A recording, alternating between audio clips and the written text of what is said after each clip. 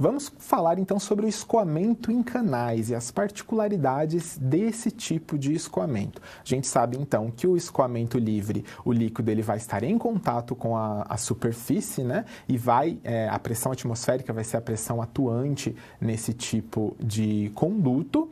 A gente pode ter geralmente canais abertos, onde o líquido já está em contato com a atmosfera diretamente, ou a gente pode ter uma seção circular fechada, desde que o líquido não preencha toda a minha seção. Vamos ao quadro para começar a nossa discussão sobre esses escoamentos.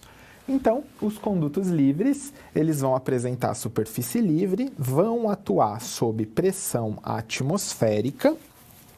Lembrando, é claro, que justamente por esse contato com a superfície livre, eu não vou ter uma situação de pressurização, como no caso dos condutos forçados. Então, aqui, eu sempre vou ter a superfície do meu líquido em contato com a atmosfera, fazendo com que esse tipo de escoamento a pressão atmosférica seja a pressão reinante atuante nesse escoamento. Eles podem ser naturais ou artificiais, prismáticos e não prismáticos. Naturais, quando eu estou me referindo aí a cursos d'água, né, leitos de rio, onde eu tenho uma superfície geralmente bastante irregular, e aí a gente vai chamar esses canais naturais, geralmente a gente vai poder classificá-los também como não prismáticos, uma vez que a sua seção não se apresenta em forma de um prisma, né, perfeito. E eu ainda posso ter os canais artificiais construídos aí pelo homem, sempre geralmente, né, sempre em formas prismáticas, né, ou triangulares, trapezoidais, semicirculares ou até mesmo um canal circular. E os condutos livres, eles estão sujeitos a variações no tempo e no espaço. E a partir disso, eu vou poder fazer classificações com o meu escoamento. Será que ele é um escoamento permanente ou não permanente? O meu escoamento, ele é variado ou uniforme. E dependendo dessa variação no tempo e no espaço, eu vou poder fazer classificações importantes em relação ao meu escoamento livre. Vamos retornar ao quadro que a gente vai conhecer como classificar esses escoamentos. Eu posso, inicialmente, classificar o meu escoamento em função do tempo. E aí eu vou classificar em duas classes, em escoamento permanente e escoamento não permanente. O escoamento permanente ocorre quando as características do escoamento não se alteram com o passar do tempo em uma determinada seção. Então, eu vou sempre pegar uma seção, um ponto específico do meu curso d'água ou do meu canal e vou analisar aquela seção. Se as características do meu escoamento não se alterarem com o passar do tempo, eu vou classificar esse escoamento como escoamento permanente. No entanto, se essas características se alterarem, se modificarem com o passar do tempo, aí eu tenho uma situação de escoamento não permanente. Isso se dá quando a vazão do meu canal é inconstante, como por exemplo no caso de passagem de cheias. Aí com o decorrer do tempo, as características do escoamento naquela minha seção de estudo variou. Eu ainda posso classificar o meu escoamento em função do espaço. E aí eu classifico como escoamento uniforme ou como escoamento variado. E o escoamento uniforme, ele vai acontecer quando, para uma determinada seção, uma seção que eu estou observando, não vai haver modificações em relação ao espaço no escoamento. Ou seja, no escoamento uniforme, o vetor velocidade, ele vai ser paralelo à minha superfície de fundo do meu canal. A declividade do meu canal vai acompanhar aí o sentido, né, e a direção do meu vetor velocidade. Vamos ao quadro para a gente, então, destacar esse tipo de classificação. No escoamento uniforme, então, a velocidade das partículas, elas deverão ser paralelas, e aqui eu me refiro ao vetor velocidade das partículas. Então, elas vão ser paralelas e constantes ao longo do escoamento. Ou seja, a linha d'água, ela vai coincidir com o fundo do meu canal.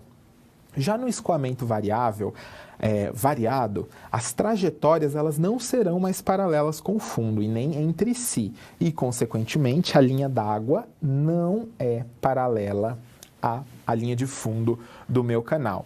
Aqui tem um exemplo bem interessante, que é quando a gente tem um canal, né, com uma declividade, e a gente instala um vertedor aqui no meu canal. E esse vertedor vai provocar essa variação no meu escoamento. Então, inicialmente, eu tenho aqui um escoamento uniforme, ou seja, o meu vetor velocidade, ele é paralelo com o fundo do meu canal, e a linha d'água, ela coincide com o fundo do meu canal também, elas são paralelas. Quando ele se aproxima do meu vertedor, eu tenho uma área que a gente chama de remanso. E veja que aqui a linha d'água ela já não coincide mais com a declividade do meu canal. Aqui eu tenho uma situação de escoamento gradualmente variado. Lembrando também que o escoamento variado pode ser classificado em gradualmente variado ou bruscamente variado, a depender da intensidade dessa variação. Então aqui, depois do meu vertedor, eu tenho uma queda brusca que vai justamente transformar o meu escoamento em um escoamento bruscamente variado. Depois eu tenho uma área aqui, uma região de escoamento gradualmente variado. E depois, na região de ressalto hidráulico, eu tenho novamente aí um escoamento bruscamente variado, até que eu retomo o meu escoamento uniforme depois da passagem desse vertedor. A gente ainda pode classificar o escoamento de acordo com o número de Reynolds e o número de Froude. A gente já viu, né, o número de Reynolds nos conceitos de escoamento forçado, e ele se dá através dessa expressão, Reynolds igual a ρ vezes velocidade vezes o diâmetro, dividido por μ. Lembrando que D aqui, quando a gente está falando de escoamento livre, a gente vai utilizar o parâmetro de raio hidráulico. Então, a gente não vai utilizar D mais. D para o conduto forçado. Aqui em canais é raio hidráulico. E a gente classifica em escoamento laminar, quando o Reynolds for menor que 500, como regime de transição, quando o Reynolds estiver entre 500 e 2000, e como regime turbulento, quando o Reynolds for maior que 2000. E essa classificação aqui, esses valores limites, eles mudam, não são os mesmos que para o conduto forçado, certo? Aqui para o conduto livre, como a gente modificou utilizando raio hidráulico, esses valores também se alteram. E segundo o número de Froude, o número de Froude, ele pode ser calculado através da expressão velocidade dividido por raiz de gravidade vezes altura média, e dependendo desse valor, você vai poder classificar como um regime subcrítico ou fluvial, quando esse valor for maior que 1, como regime crítico, quando esse valor for igual a 1, e como regime supercrítico ou torrencial, quando o número de Froude for superior a 1. Em relação ainda à distribuição de velocidades na seção transversal, aqui veja que quando a gente olha na seção, a gente tem linhas aqui que vão mostrar essa igualdade de velocidades, né?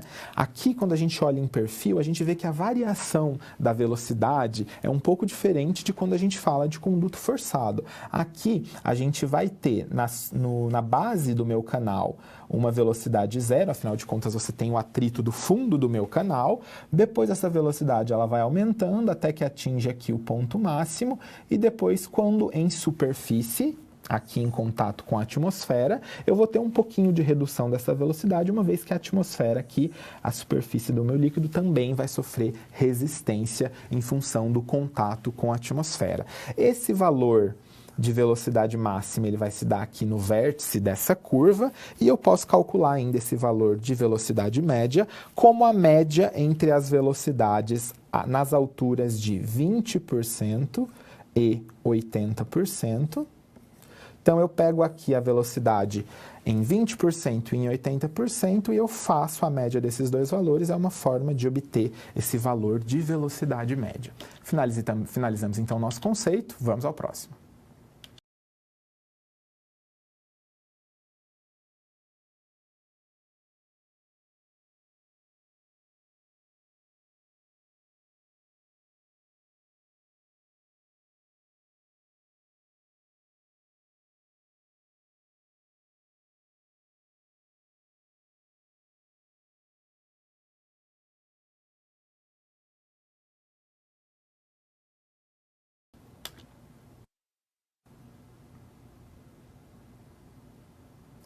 Vamos conversar agora sobre dimensionamento hidráulico desses canais.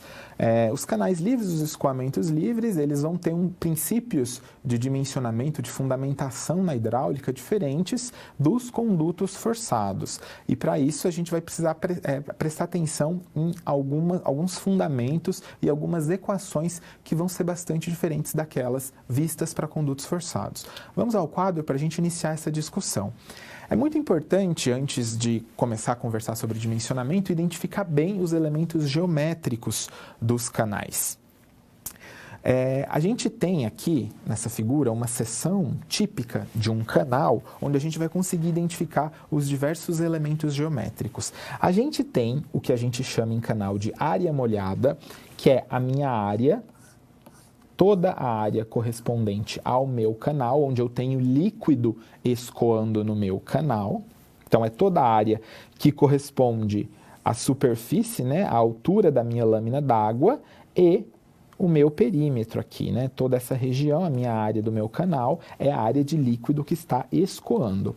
Eu tenho ainda o perímetro molhado, que é o perímetro do meu canal que está em contato com o líquido. Então, no caso dessa figura, seria aqui o que eu estou destacando em vermelho, né? Todo o perímetro que está em contato com o líquido em escoamento, eu considero como meu perímetro molhado. Eu tenho a largura de topo B, que é a largura da superfície, né, do topo do meu canal. Eu tenho ainda a altura hidráulica média, que pode ser obtida pela relação área molhada dividido pela largura de topo, A sobre B, a gente vai chamar de altura hidráulica ou altura média. E eu ainda tenho o raio hidráulico, que é um parâmetro muito importante para a gente.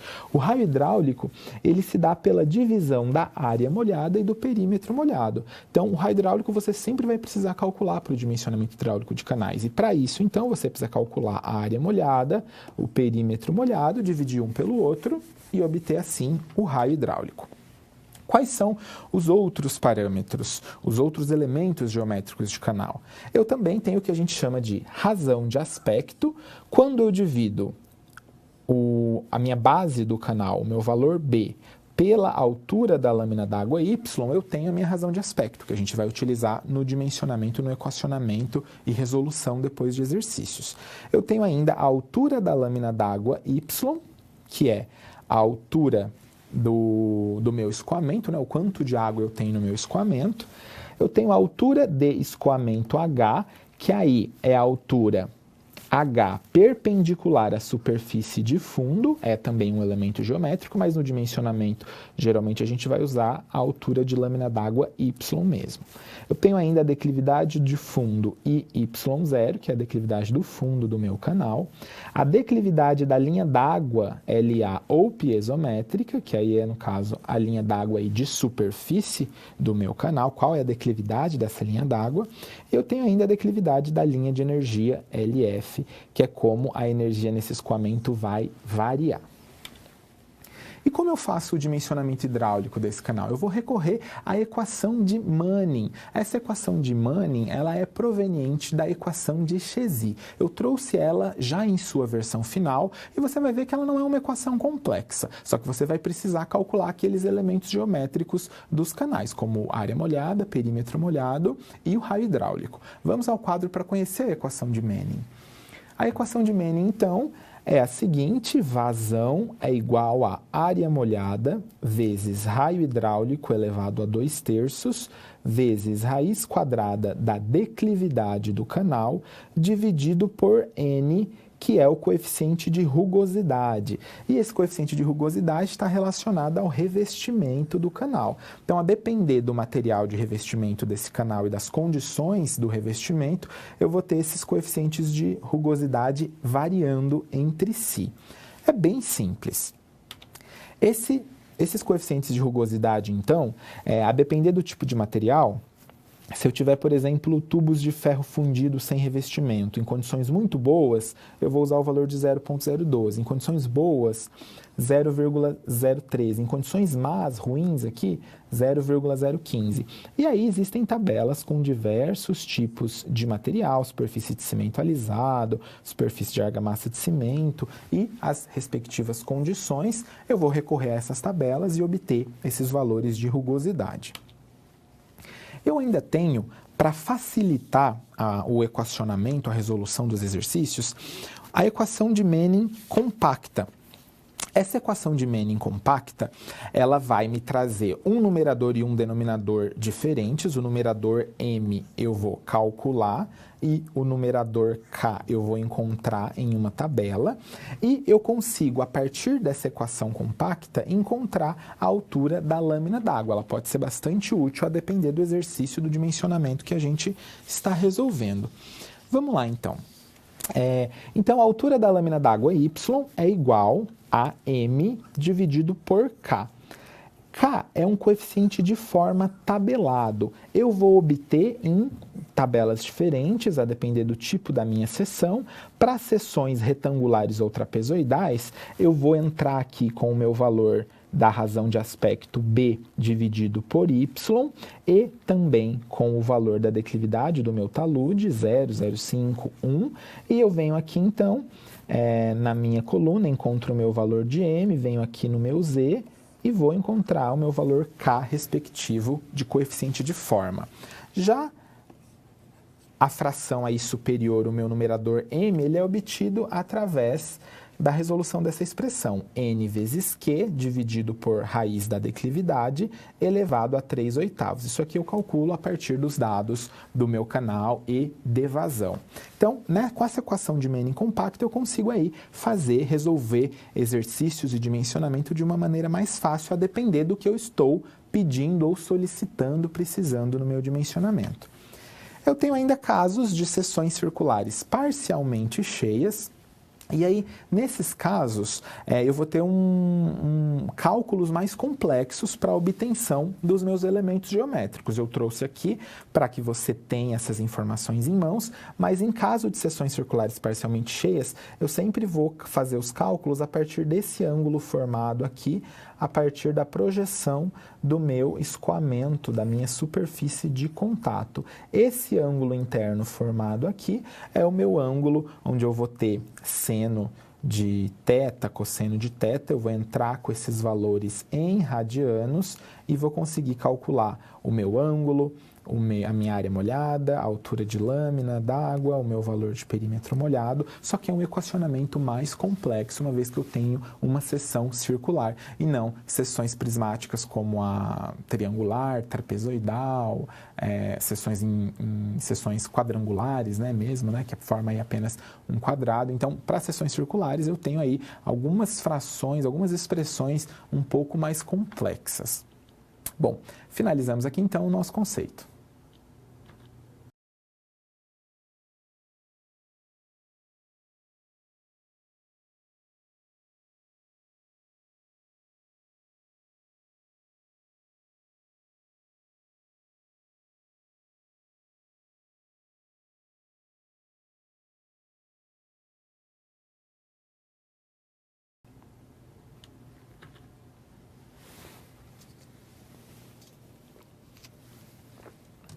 Vamos agora, então, resolver uma situação, problema, em que você faz parte de um time que vai começar a trabalhar com redes de esgoto, com escoamentos livres, e você tem alguns questionamentos fundamentais da hidráulica básica sobre esse tipo de escoamento. Será que você é capaz de resolver, de responder esses questionamentos? Vamos ao quadro para a gente conhecer a nossa situação, problema.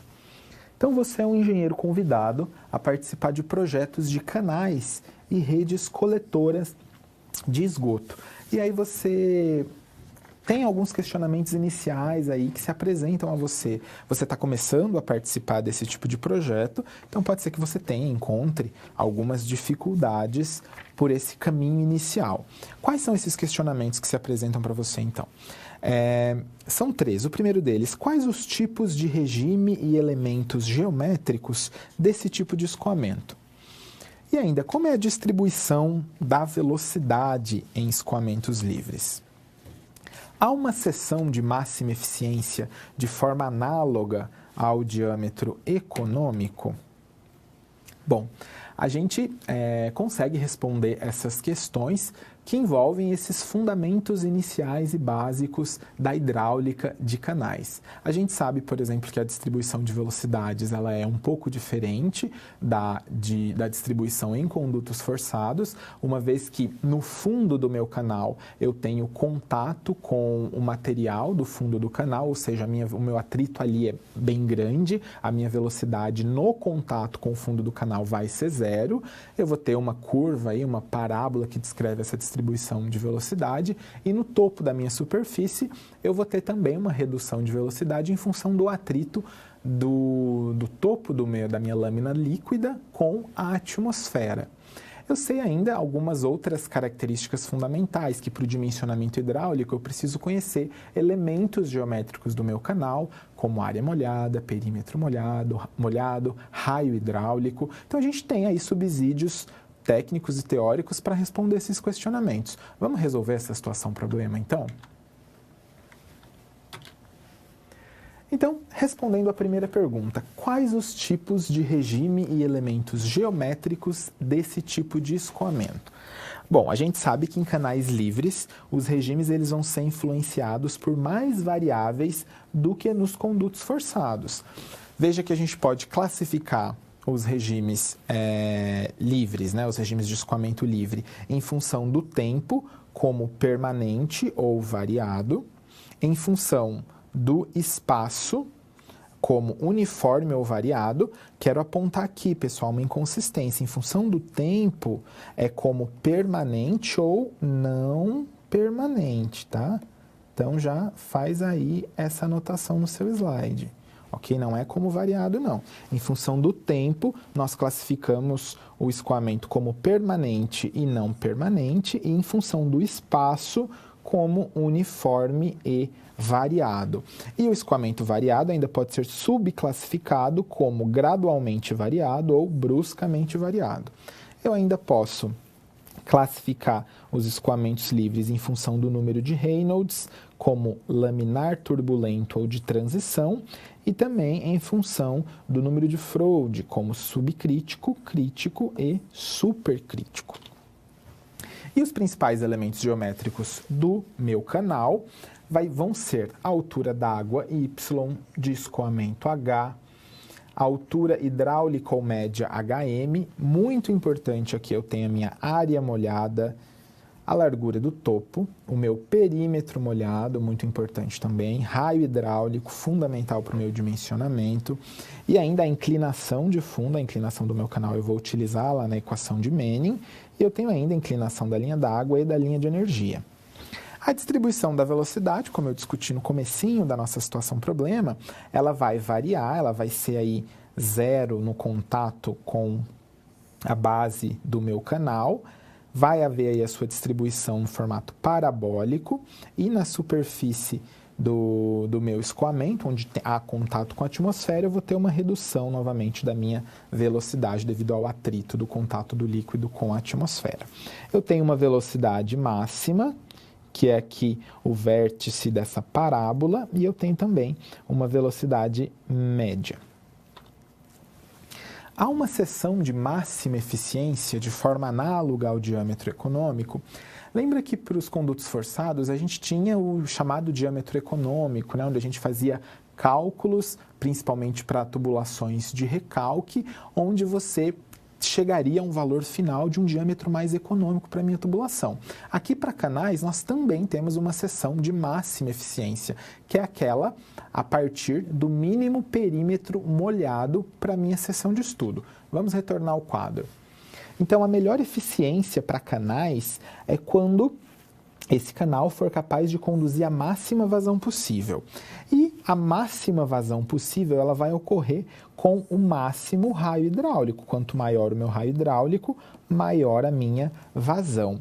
O máximo raio hidráulico, ele é obtido quando houver o mínimo perímetro molhado, uma vez que raio hidráulico é igual a área sobre perímetro. Se eu tiver um perímetro bem pequeno, ou o menor perímetro possível, eu vou ter, então, o meu maior raio hidráulico. A seção mais eficiente, então, é a circular, ou de forma prática, aquela que tiver um menor perímetro molhado. Finalizamos, então, a nossa situação-problema.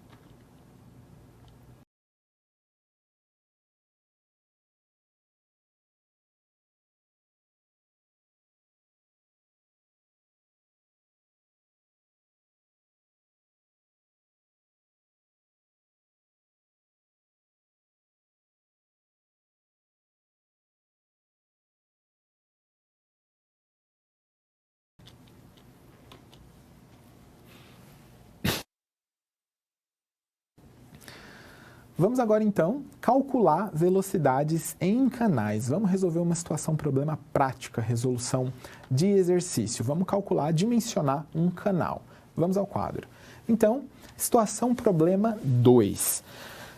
Você tem um canal trapezoidal de taludes com a seguinte declividade, 2H para 1 vertical, ou seja, se ele tem um formato trapezoidal, eu tenho um canal aqui com esse formato de um trapézio, onde para cada 2 na horizontal, eu tenho 1 na vertical. Essa é a minha relação, 2 horizontal, 1 vertical. A declividade de fundo, I0, é igual a 0,001 metro por metro. O revestimento é de alvenaria de pedra argamassada em condições regulares, ou seja, o meu coeficiente de Manning, o meu coeficiente de rugosidade N, vai ser igual a 0,025. A vazão que esse canal conduz é de 6 metros cúbicos por segundo.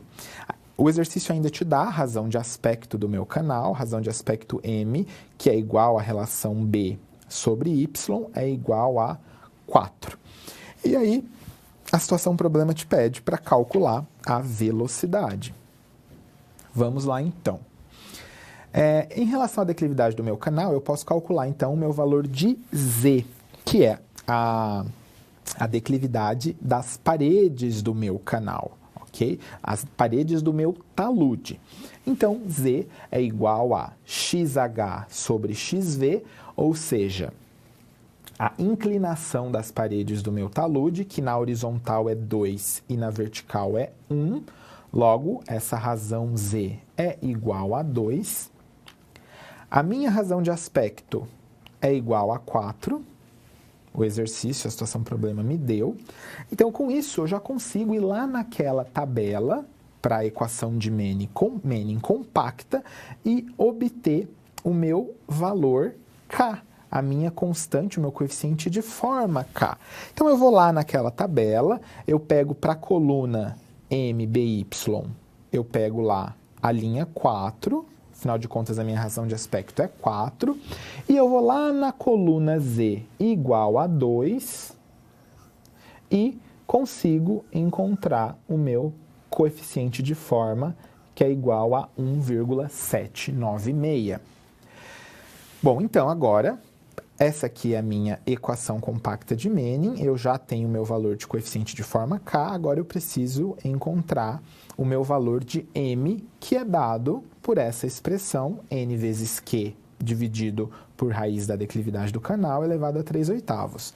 Eu tenho já todas essas informações, o meu coeficiente de rugosidade N é 0,025, a minha vazão é 6 metros por segundo e a minha declividade é 0,001 metro por metro.